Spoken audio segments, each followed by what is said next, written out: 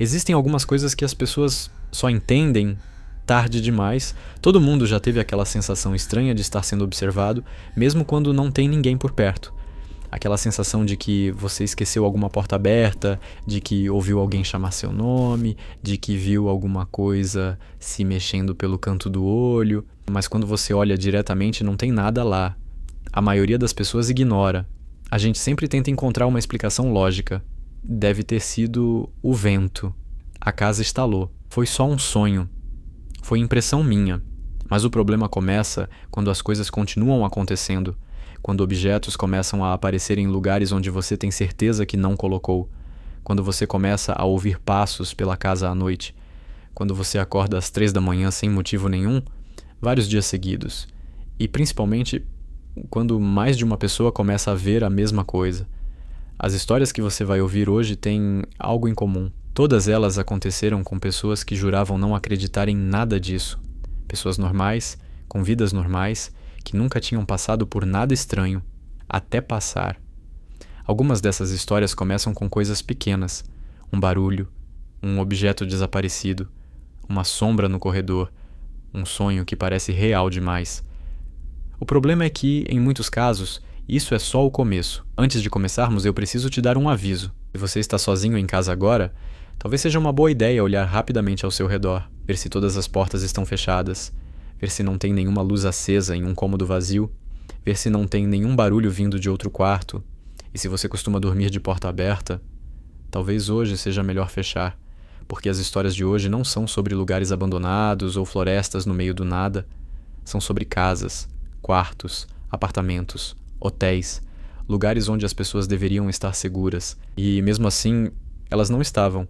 Apague a luz, aumente o volume e se prepare, porque depois dessas histórias você pode começar a prestar atenção em coisas que antes você ignorava, e quando você começa a prestar atenção, às vezes você percebe que não está tão sozinho quanto pensa. Eu nunca fui uma pessoa que acreditava nessas coisas. Histórias de duendes, demônios, criaturas. Para mim, tudo isso sempre foi invenção para assustar crianças ou justificar barulhos na noite, até o Natal passado. Minha família sempre teve o costume de viajar no fim do ano, e naquele dezembro decidimos passar alguns dias em uma região montanhosa chamada Mexiquilo.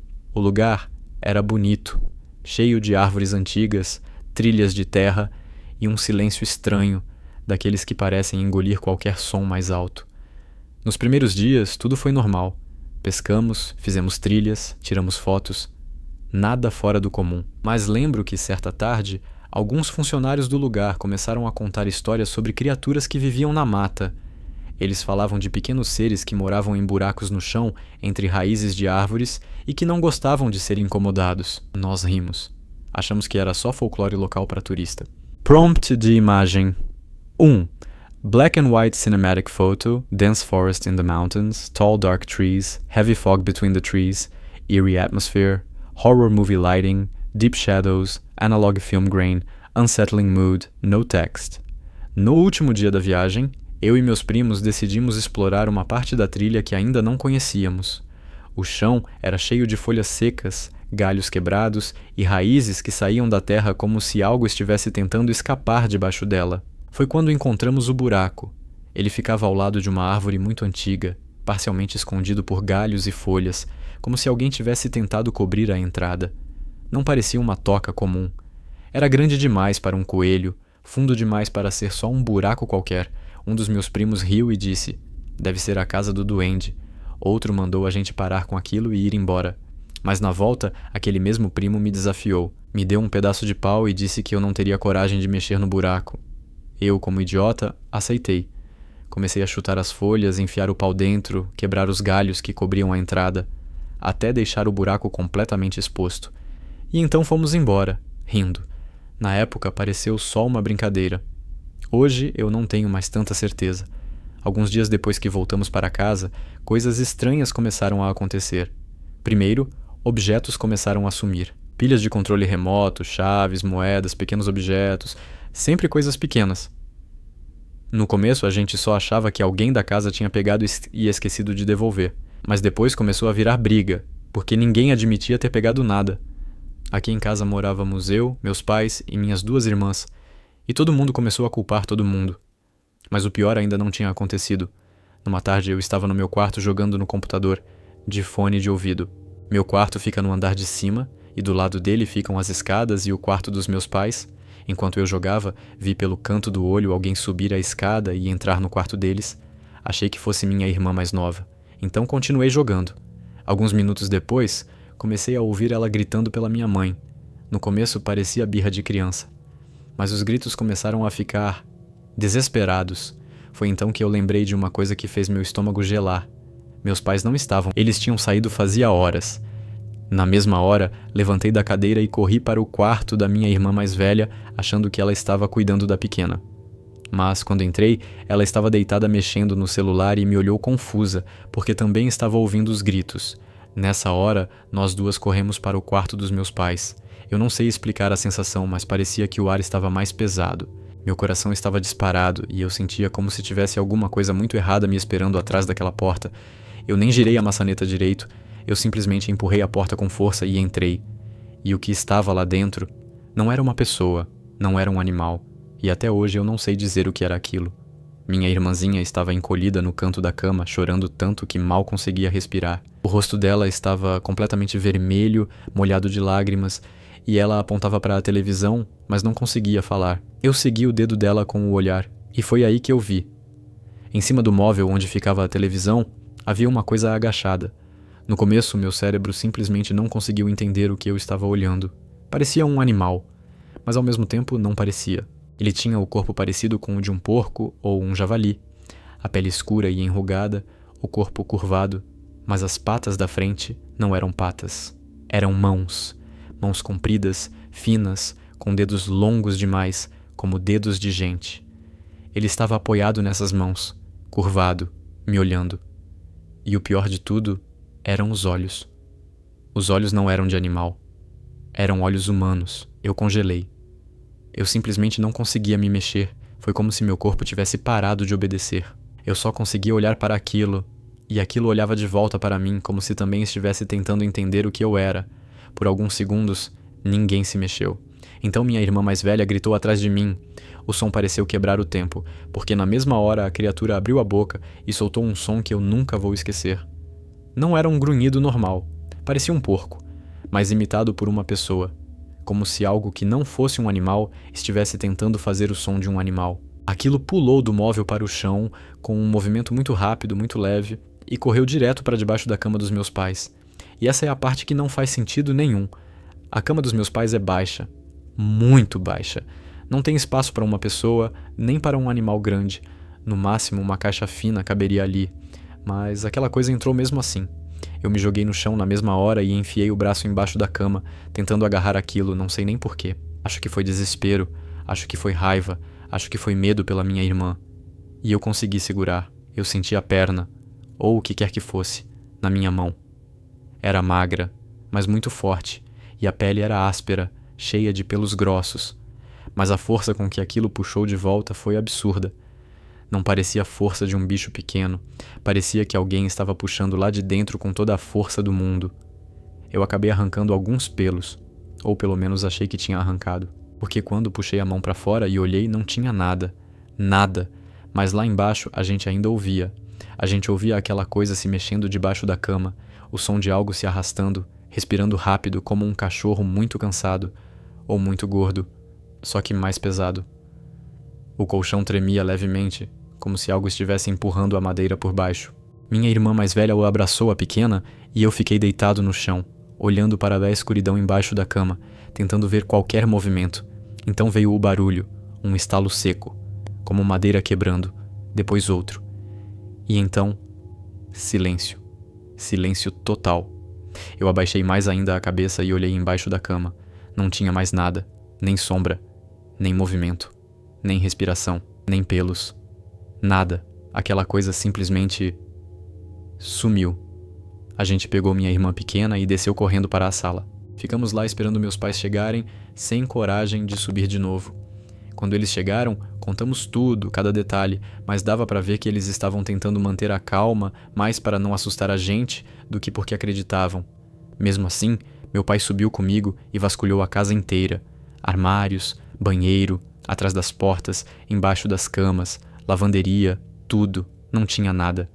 Naquela noite, ninguém dormiu direito, mas o mais estranho começou a acontecer nos dias seguintes. As coisas que tinham sumido começaram a aparecer de volta, uma por uma. As pilhas apareceram dentro de uma gaveta que já tinha sido aberta várias vezes. As chaves apareceram em cima da mesa. Moedas apareceram em lugares visíveis. Objetos que a gente tinha certeza absoluta que tinham sumido simplesmente voltaram, como se alguém tivesse pegado e depois devolvido. Eu queria acreditar que aquilo tinha ido embora. Queria acreditar que tudo tinha sido só um susto, que tinha alguma explicação lógica, que era algum animal, alguma coisa assim. Mas às vezes, quando a casa fica em silêncio à noite, eu ainda tenho a sensação de que tem alguma coisa pequena andando pela casa e que, em algum lugar, escondido, existe um buraco e que talvez eu nunca devesse ter mexido nele. Depois do que aconteceu na casa dos meus pais, eu nunca mais consegui ouvir histórias de terror como antes, porque quando você passa por algo assim, o medo deixa de ser entretenimento e vira lembrança. E foi por isso que, quando algumas pessoas começaram a me contar coisas que tinham acontecido com elas, eu parei de rir, porque todas as histórias tinham uma coisa em comum. Todas começaram com algo pequeno, um barulho, um objeto fora do lugar, um sonho estranho, uma sensação de estar sendo observado. E depois, as coisas pioravam. Uma dessas histórias aconteceu com um amigo de um conhecido meu, em uma cidade muito religiosa, onde as pessoas tinham o costume de dormir com uma imagem do menino Jesus ao lado da cama, como forma de proteção. Ele me contou que uma noite acordou de madrugada com vontade de ir ao banheiro. A casa estava em silêncio e ele precisou atravessar o pátio para chegar até o banheiro porque ficava do lado de fora da casa. Enquanto passava pela cozinha, ele ouviu o choro de um bebê. Ele pensou que fosse o sobrinho recém-nascido e chamou pela irmã, mas ninguém respondeu. Ele achou estranho, mas continuou até o banheiro. Quando voltou, passou pelo quarto onde a irmã e o bebê dormiam. A porta estava entreaberta e ele olhou lá dentro só para conferir. Os dois estavam dormindo profundamente. O bebê não estava chorando. Foi aí que ele começou a sentir aquele medo que vem sem motivo, aquele que sobe pelo estômago devagar. Quando ele entrou no próprio quarto, ele percebeu que tinha alguma coisa em cima da cama. No escuro, ele achou que fosse um gato ou um cachorro. Mas quando chegou mais perto, viu que era a imagem do menino Jesus, sentada na cama dele. A imagem que ficava na estante, do outro lado do quarto. Ele disse que ficou parado olhando, sem entender como aquilo tinha ido parar ali. E então a imagem se mexeu, bem devagar, e sorriu, mas não era um sorriso de criança. Ele disse que conseguiu ver os dentes, e que não pareciam dentes humanos, pareciam dentes de um animal, finos e pontudos demais para aquela boca pequena. Ele saiu correndo do quarto, e quando passou pelo pátio, jurou ter visto uma silhueta alta, com pernas dobradas para trás, como as de um bode, e 2 chifres grandes. No dia seguinte, ele levou a imagem para a igreja e nunca mais dormiu com ela no quarto. Outra história que me marcou foi de uma mulher que tinha se mudado para um apartamento novo com a mãe e a irmã. O apartamento ainda estava quase vazio, sem cortinas, poucos móveis, e à noite o lugar ficava escuro demais. Uma madrugada, entre 3 e 4 da manhã, ela acordou porque a persiana caiu sozinha. Quando ela levantou para arrumar, percebeu que o quarto parecia diferente, como se não fosse exatamente o mesmo lugar. O silêncio era muito forte. O ar estava gelado. E então ela ouviu passos. Passos pesados, lentos, como se algo muito grande estivesse andando do lado de fora. Não parecia passo de pessoa. Parecia o peso de um animal grande, tipo um cavalo andando no concreto. Ela tentou se convencer de que era um vizinho chegando tarde. Mas quando ela olhou pela janela, ela viu uma coisa muito alta, muito magra, curvada, passando rápido pelo pátio do prédio. Ela disse que parecia um cachorro, mas grande demais, magro demais, e andava de um jeito errado, como se as pernas não dobrassem no lugar certo. A coisa subiu a escada, desceu e depois simplesmente desapareceu no escuro. Na mesma hora, ela disse que sentiu uma pressão no peito, como se o ar tivesse ficado pesado e ela tivesse esquecido como respirar. Quando conseguiu se mexer de novo, foi verificar o apartamento inteiro. Não tinha ninguém, nada aberto, nada quebrado. Mas ela tinha certeza absoluta de que aquilo tinha entrado. Depois daquela noite, ela disse que nunca mais olhou pela janela de madrugada. Mas a história mais estranha que eu vi foi de 2 amigos que foram acampar em uma montanha conhecida por ter muitas histórias antigas. Eles montaram a barraca, acenderam uma fogueira e ficaram conversando até tarde.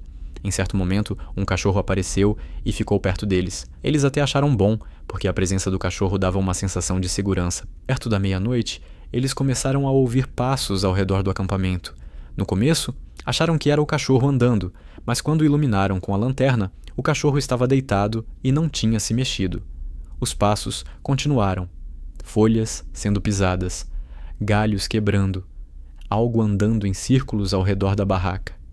Uma hora, um deles saiu com a lanterna e voltou correndo quase na mesma hora. Disse que tinha visto alguma coisa pequena com o corpo de criança, mas com o rosto de um velho. Pele pálida, cabelo ralo e olhos fundos. O outro achou que era brincadeira, até que ele mesmo viu.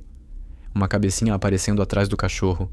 Quando eles correram até lá, não tinha mais nada. Só o cachorro, olhando confuso, como se não entendesse por que eles estavam gritando. Eles passaram a noite inteira ouvindo passos, sussurros e, às vezes, algo que parecia uma voz, mas eles não conseguiam entender o que dizia. Quando o sol nasceu, eles foram embora e nunca mais voltaram lá. Eu poderia contar outras histórias.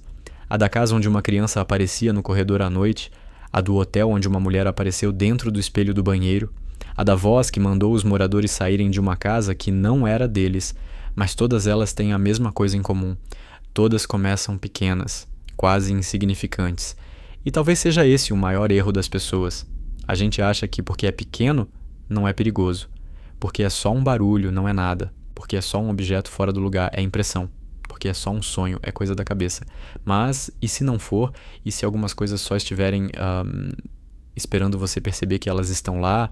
Então, se algum dia você acordar de madrugada e ouvir passos pela sua casa, se algum objeto aparecer em um lugar onde você tem certeza que não deixou, se você olhar para o escuro e tiver a sensação de que tem alguém olhando de volta, talvez seja melhor fingir que você não percebeu. Porque às vezes, quando você percebe, já é tarde demais.